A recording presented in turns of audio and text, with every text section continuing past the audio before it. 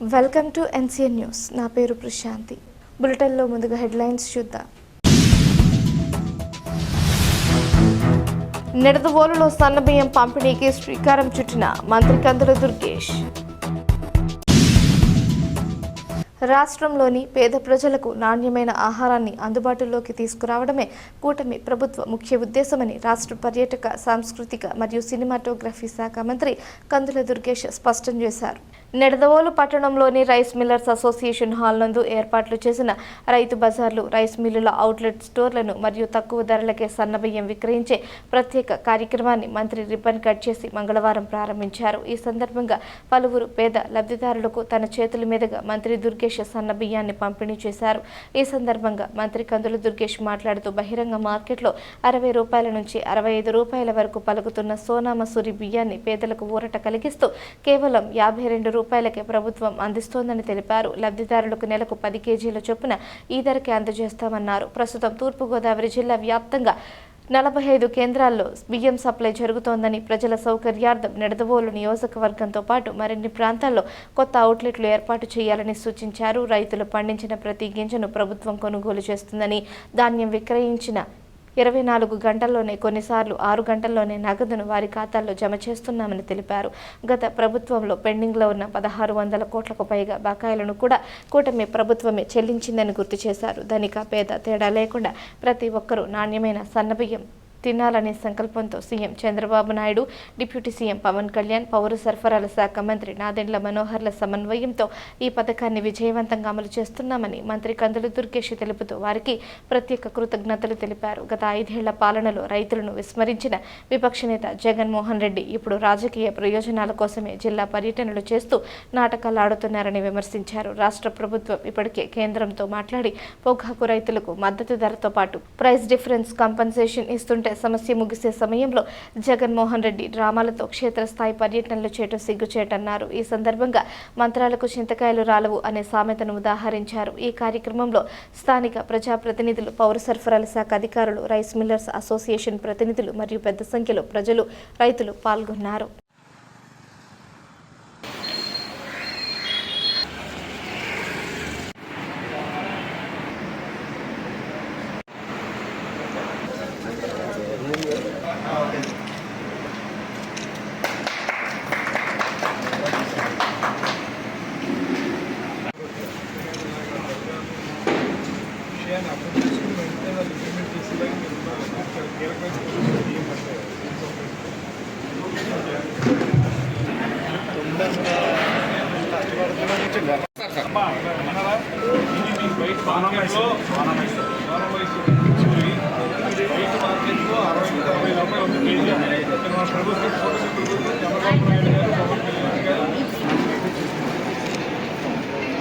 చేయండి ఓకేనా?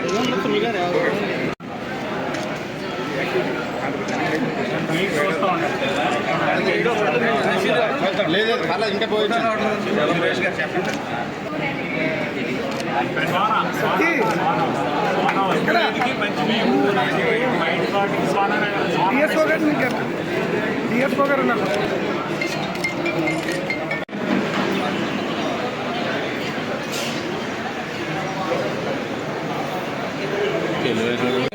DSO madam గారు మాట్లాడతారు.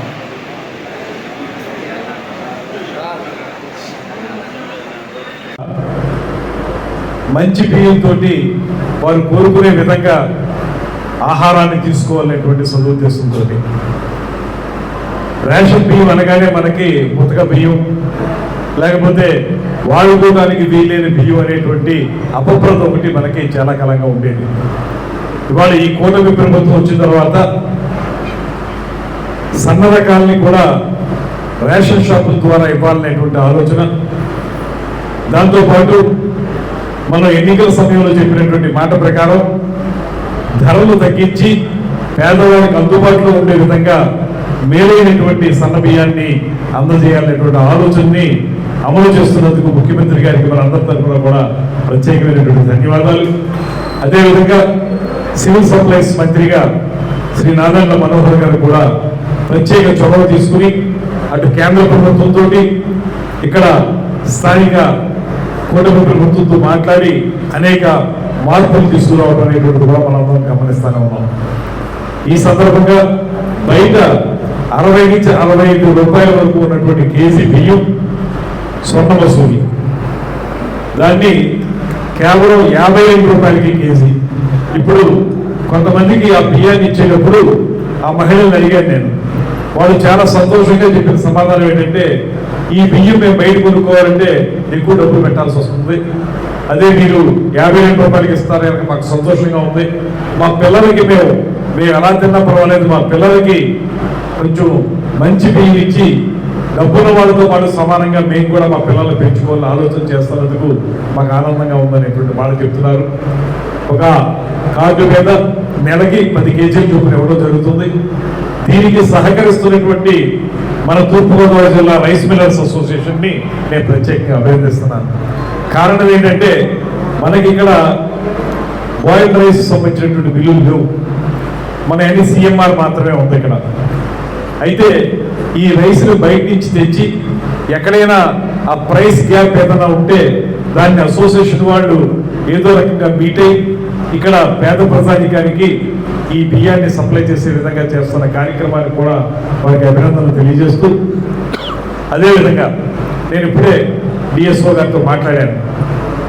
ప్రస్తుతానికి ఈ ఒక్క చోట మాత్రమే ఇది సప్లై చేస్తున్నారు, అలా కాకుండా ఒక 2-3 చోట్ల పెట్టండి అనేటువంటి మాట వారికి చెప్పడం జరిగింది. ప్రమాణంగా 45 చోట్ల జిల్లాలో ఈ సప్లై కూడా జరుగుతుంది. అయితే మన నిడదవోలు నియోజకవర్గంలో కొంచెం ఎక్కువ అవుట్లెట్స్ పెట్టి అవుట్లెట్స్ ద్వారా ఇవ్వాల్సిన అవసరం కూడా నేను తెలియజేస్తున్నాను. ఎందుకంటే అందరూ ఒకే చోటికి రావాలంటే కూడా ఇబ్బంది అవుతుంది. 2-3 చోట్ల ఉంటే స్కాటర్ అవుతారు, అక్కడ తీసుకుని వెళ్ళడానికి అవకాశం ఉంటుంది. కనుక 2-3 చోట్ల పెట్టమని వారిని కోరాను.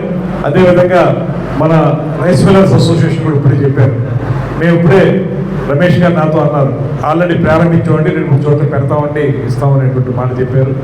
వారికి కూడా అభినందనలు తెలియజేస్తూ, ఇది రైతు పక్షపాత ప్రభుత్వం.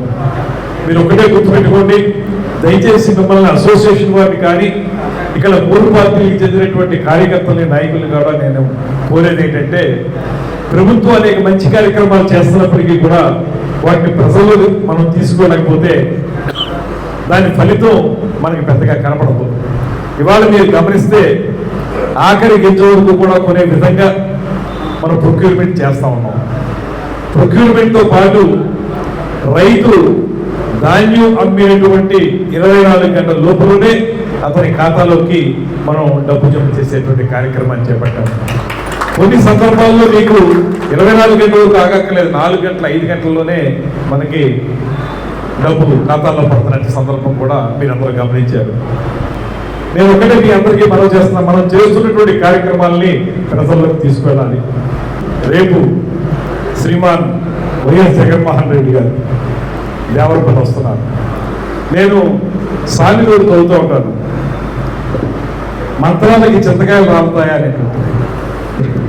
సాధారణంగా తెలుగు వాళ్ళు ఏం చేస్తారంటే, వాళ్ళకి తెలుసు మంత్రాలకి చింతకాయలు రాలవని.